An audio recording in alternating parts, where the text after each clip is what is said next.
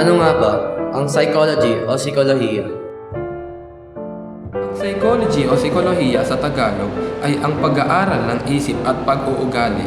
Kasama sa paksa nito ang pag-uugali ng mga tao at hindi mga tao.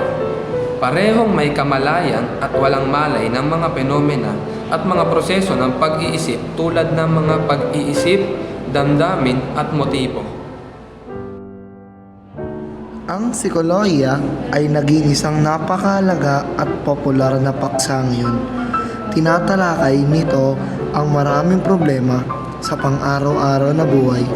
Tinutulungan tayo ng psikolohiya na maunawaan ang pag-uugali ng mga tao sa ating paligid upang malaman kung bakit naiiba ang kanilang pag-uugali at kung anong mga pwersa ang may pananagutan upang gawin silang kakaiba sa iba. Sinusubukan nitong ipaliwanag ang malawak na hanay ng mga salik na kasangkot sa ginagawa nating mga tao.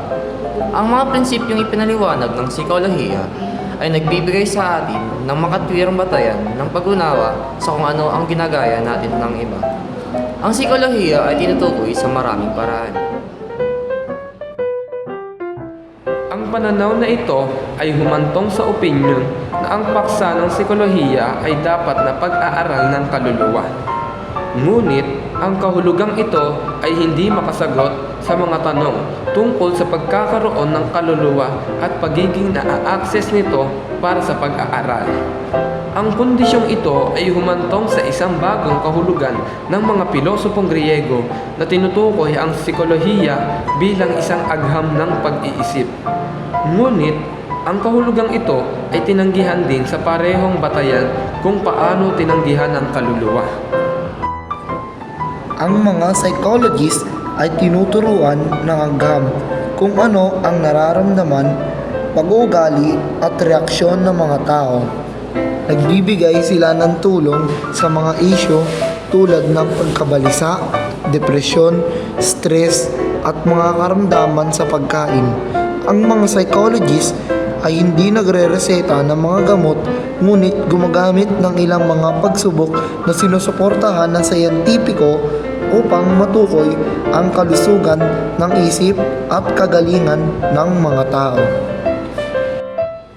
Ang mga psychologists ay napakahalagang tao. Tinutulungan nila ang milyon-milyong tao sa kanilang pang-araw-araw na pakikibaka at problema na kailangan nilang harapin. Hindi lamang tinutulungan ng mga psychologists ang mga taong may mga problema na hindi nila kayang hawakan ng mag-isa.